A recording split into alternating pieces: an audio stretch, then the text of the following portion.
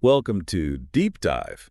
Today we're tackling non-Hodgkin's lymphoma, NHL for short. That's right. And it's important to remember it's not just, one single thing. Right, it's more like a whole group of cancers Yeah, affecting the lymphatic system. exactly. A really diverse group. We've got some pretty detailed notes here. And the plan is to really pull out the essentials. The high-yield stuff for revision. Precisely. Everything you really need for a solid grasp of NHL.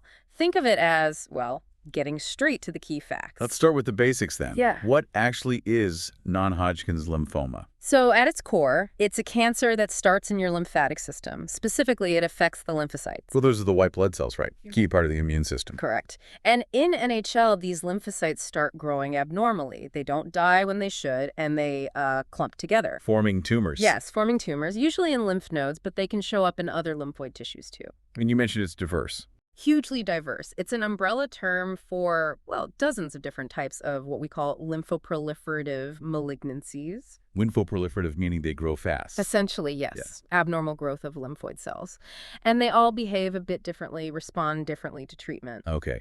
And I remember reading that NHL often spreads outside the lymph nodes, more so than Hodgkin's lymphoma. That's a key distinction, absolutely. NHL has a greater tendency to pop up in what we call extranodal sites, organs and tissues outside the main lymphatic channels. Got it. So with all this variety, how do we, make sense of it all? Is there a classification system? There is. The main one we use now is the WHO Classification World Health Organization. It sort of builds on older systems. And how does that break things down? It primarily groups NHL based on the type of lymphocyte involved, so B cells or T cells. Okay, B cell versus T cell. And also whether they're precursor cells, sort of immature ones, or mature peripheral cells. Right. Then, within those mature types, we generally divide them into high grade, meaning aggressive or fast-growing, and low grade, which are slower growing, sometimes called indolent. Okay, so B or T, precursor, mature, high or low grade, that helps. Can you give us some examples of common types in those categories? Sure. For high-grade B-cell lymphomas, the big one is diffuse large B-cell lymphoma, DLBCL. You hear that one mentioned a lot. You do. Others in that category are Burkitt's lymphoma, mantle cell lymphoma. Then for low-grade B-cell types. Slower ones. Exactly. Follicular lymphoma is very common. Also multi-lymphoma, that stands for mucosa-associated lymphoid tissue. And Waldenström's macroglobulinemia. Okay. And on the T cell side? For high-grade T-cell, think of things like enteropathy-type T-cell lymphoma, which affects the gut, or peripheral T-cell lymphoma, which is itself a bit of a category. And low-grade T cell. That includes conditions like mycosis, fungoides, and other cutaneous T-cell lymphomas. Cutaneous meaning skin. Yes, primarily affecting the skin. That's a useful map. Now, what actually triggers this? Do we know the cause? The honest answer is, for most cases, we don't know the exact cause. It's usually thought to be multifactorial. A combination of things. Right. We think genetic mutations play a big role, changes happening within the lymphocytes themselves. Problems with the immune system are also implicated. Like it being weakened or maybe overactive in the wrong way. Both are possibilities, yes. Certain viruses are definitely linked to increased risk for specific NHL types. Like Epstein-Barr. EBV. EBV, yes, and HIV. Also, exposure to certain chemicals, toxins, maybe even some immunosuppressive drugs used after transplants, for instance. So, a complex picture. What about specific risk factors? Who's more likely to get NHL? Well, age is a big one. The risk definitely goes up as you get older. Makes sense. Anything that compromises the immune system is a major risk factor. So HIV infection, like we mentioned, or taking immunosuppressants long-term. Like for organ transplants? Exactly. Or even some autoimmune diseases. Certain other infections are linked to HTLV1, hepatitis C, Kaposi sarcoma virus. And environmental factors. Yes, there's evidence linking exposure to things like pesticides, herbicides, certain industrial solvents, maybe even wood preservatives. Prior chemo or radiation therapy for other cancers can also increase risk later on. Wow, quite a list. And we also see slightly higher risk in people with congenital immunodeficiencies, certain autoimmune conditions like Sjogren's or Hashimoto's thyroiditis, and even H. pylori infection for stomach MALT lymphomas. Family history can play a small role too. Okay, so drilling down a bit, what's happening at the cellular level? The pathophysiology. It really boils down to that uncontrolled growth proliferation of B cells or T cells. They just keep multiplying when they shouldn't. And forming those tumors we talked about. Yes, and these abnormal malignant cells can then spread. They can travel through the lymphatic system to other lymph nodes or get into the bloodstream and travel to places like the bone marrow, the liver, the spleen, other organs. Disrupting their function. Exactly, which is what leads to many of the symptoms. Right. So if someone comes in with symptoms, say swollen glands, what else needs to be on the radar? What's the differential diagnosis? Good question. You always have to rule out other possibilities. Obviously, Hodgkin's lymphoma is a key differential. The other main type of lymphoma. Yes. Then you need to think about leukemias, acute or chronic. Could it be cancer that started somewhere else and spread to the lymph nodes? That's metastatic disease. Okay. And importantly, lots of non-cancerous things cause swollen lymph nodes. Infections are very common: bacterial, viral, even some connective tissue diseases can cause lymphadenopathy. So you need to exclude those too. Absolutely. Careful workup is needed. Well, let's talk numbers. How common is NHL? What's the epidemiology look like? It's actually quite common. In the UK, it's the 6th most common cancer. Makes up about 13% of new cancer cases. That's significant. It is. And like we said, incidence really climbs with age, peaking in those over 75. It's also much more common than Hodgkin's lymphoma, about 5 times more common. Interesting. Any differences across populations? There seems to be a slightly higher risk in white individuals compared to Black and Asian populations.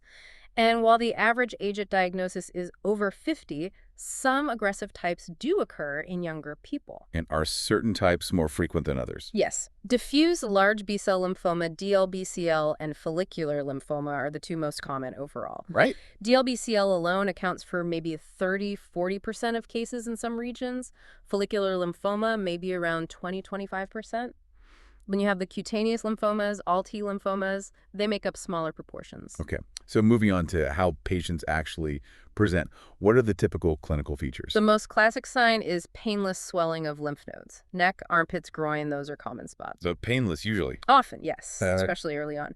Then there are the B symptoms, which signal more systemic involvement. Ah, yes, the A and B staging. B symptoms are fever, night sweats, weight loss. Exactly. Unexplained fever, drenching night sweats, and significant unintentional weight loss, more than 10% of body weight over 6 months. Fatigue is also very common. And other symptoms depend on where the lymphoma is. Correct. If it's in the chest, you might get a cough, shortness of breath. In the abdomen, maybe pain, swelling, changes in bowel habits. It really depends on organ involvement. Does the presentation differ between the low-grade and high-grade types? It often does, yes. Low-grade lymphomas tend to present more subtly. That painless lymph node swelling might develop really slowly over months or even years. And sometimes they might even shrink back down temporarily. That can happen, yes. Spontaneous regression. Extranodal spread and those B symptoms are less common initially in low grade, but can develop later. Bone marrow involvement is quite frequent, though. Leading to low blood counts. Yes, cytopenias. And you might find an enlarged spleen or liver splenomegaly or hepatomegaly. Okay. And the higher grade, more aggressive ones? They tend to present more acutely, rapidly enlarging lymph nodes, often forming quite bulky masses. B symptoms are much more common from the outset. And more likely to spread outside the nodes early on? Yes, extranodal involvement is more frequent. GI tract, skin, bone marrow, sinuses, genitourinary system, thyroid, even the central nervous system, the brain and spinal cord. CNS lymphoma, is that common? Primary CNS lymphoma is relatively rare overall, but more common in immunocompromised patients, like those with HIV. I see. Any other specific presentations to be aware of? Well, large abdominal nodes can sometimes press on the ureters, causing kidney problems, obstructive hydronephrosis. You can get a testicular mass. Certain skin lesions are associated with specific T-cell types. Lymphoblastic lymphoma might present with a large mass in the chest, causing superior vena cava syndrome, or meningeal disease affecting cranial nerves. Burkitt's often presents quite dramatically with a large abdominal mass, maybe bowel obstruction. A huge range of possibilities then. Which brings us to investigations. How do you confirm the diagnosis and figure out the extent? It's a multi-pronged approach. You'd start with blood tests, a full blood count, or FBC, and blood chemistry. Looking for those low counts. Kidney function, liver function, calcium levels. Exactly. Then imaging is crucial. CT scans of the neck, chest, abdomen, pelvis are standard. A PT scan, often combined with CT, a PT-CT is very useful for staging and seeing how active the disease is. But the definite diagnosis comes from? A biopsy. You need tissue. Usually, an excision biopsy removing a whole lymph node is preferred, but sometimes a core needle biopsy can be sufficient. To look at the cells under the microscope and do special tests. Yes, histology, immunophenotyping, cytogenetics tests to identify the exact type of lymphoma. A bone marrow biopsy is almost always done, too, to check for spread there. And a lumbar puncture if CNS involvement is suspected. Correct, to analyze the cerebrospinal fluid. You mentioned some memory tips earlier for the investigations. Ah, yes. For the FBC, think anemia, thrombocytopenia, neutropenia, NAT. For serology, the 3 H's, HIV, HTLV1, hepatitis C. Chest X-ray might show mediastinal mass, effusions, parenchymal changes, MEP. Biopsy gives the definitive diagnosis DD. CT helps see the spread SS. And MRI for suspected central nervous system CNS involvement. Brilliant. Those are really helpful anchors. So once you have all that information, how was NHL staged? We mainly use the Ann Arbor staging system. It's been around a while, but is still the standard. How did that work? It basically goes from stage I to stage 4. Stage I is involvement of a single lymph node region or a single site outside the lymph nodes. Okay, localized. Stage 2 is 2 or more lymph node regions on the same side of the diaphragm, or localized extranodal involvement plus nodes on the same side. Still on one side of the body, essentially. Right. Stage 3 means nodes on both sides of the diaphragm are involved. It might also include the spleen or nearby extranodal sites. Crossing the midline. Yes. And stage 4 is widespread, disseminated involvement of one or more extranodal organs, like the liver or bone marrow, with or without associated lymph node involvement, or even just isolated organ involvement, but with distant node involvement. Got it. And the letters, A, B, E. Right. E indicates extranodal involvement originating in tissue near a major lymphatic area. A means the patient has no B symptoms. B means they do have those unexplained fevers, night sweats, or weight loss. Remember B for body-wide symptoms. Okay, that staging seems clear. So we've defined it, look at causes, risks, how it works, differentials, prevalence, symptoms, diagnosis, staging. Now the big one, management. How is NHL treated? It's highly variable, really depends on the specific NHL subtype, the stage, and crucially, the patient's overall health and preferences. It's always a multidisciplinary team decision. Makes sense.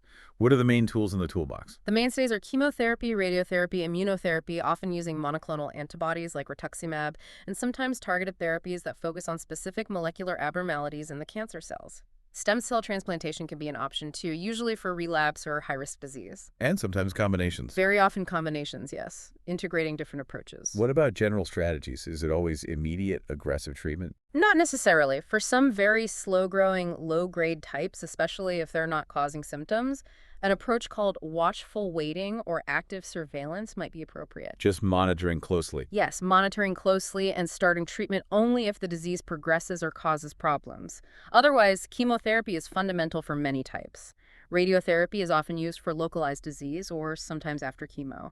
Surgery isn't usually curative on its own, but might be used for diagnosis or specific complications. And supportive care. Absolutely vital.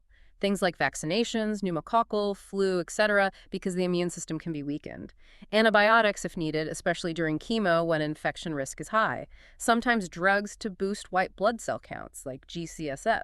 Can you give examples for specific types, say DLBCL? Sure. For DLBCL, the standard first-line treatment for many years has been RCHOP. Rituximab plus THOP chemo. Exactly. Rituximab, cyclophosphamide, doxorubicin, hydroxydonorubicin, vincristine oncovin, and prednisone.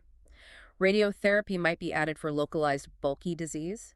For relapse, high-dose chemo and stem cell transplant might be considered, or newer therapies. What about follicular lymphoma? For early-stage follicular lymphoma, involved site radiotherapy might be enough, potentially curative. For advanced stages, if treatment is needed, it's often rituximab combined with chemotherapy, like RCHOP or arbenamistine. Rituximab maintenance therapy might be used afterward. And you mentioned newer treatments. Yes, the field is moving fast. Things like polatuzumab vedotin, which is an antibody-drug conjugate, is now used with RCHP in some first-line DLBCL cases. And CAR T-cell therapies like axi-cell are transforming treatment for relapsed or refractory large B-cell lymphomas. CAR T-cell. That's where they engineer the patient's own T-cells. Precisely. Engineer them to target and kill the lymphoma cells. Very exciting developments. Definitely sounds like progress. So wrapping up, what's the general outlook, prognosis, and what are the potential complications? Again, it varies hugely by type and stage. Low-grade NHLs often have a long natural history. Patients can live for many years, sometimes decades, even if it's not technically cured in advanced stages. Median survival might be 10 years or more. So managed more like a chronic condition sometimes? In some ways, yes. High-grade NHLs are more aggressive, but the flip side is they are potentially curable with intensive treatment, especially if caught early. Cure rates for DLBCL, for instance, have improved significantly. And complications, either from the disease or the treatment. Both. The lymphoma itself, particularly if it involves the bone marrow, can cause low blood counts, neutropenia, increasing infection risk, anemia causing fatigue, thrombocytopenia causing bleeding risk. Remember NAT again. Neutropenia, anemia, thrombocytopenia. Right. Depending on location, it can cause organ-specific problems, blocking things, effusions. Treatment itself, especially chemo, causes cytopenias, nausea, hair loss, fatigue.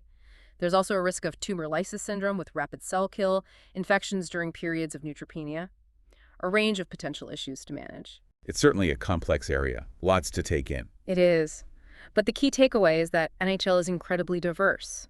Understanding the specific type, the stage, the patient factors, it's all crucial for tailoring the right approach. A really thorough overview. Thanks for breaking that down. And for anyone listening who wants to dive deeper or revise this topic further, Definitely check out pastthemsra.com. and there's also freemsra.com for more resources. Yep. Great platforms for consolidating this kind of knowledge. Absolutely. And just a final thought, while NHL clearly presents major challenges, the pace of research and the development of new, more targeted therapies really do offer increasing hope for better outcomes. A positive note to end on. Thanks again.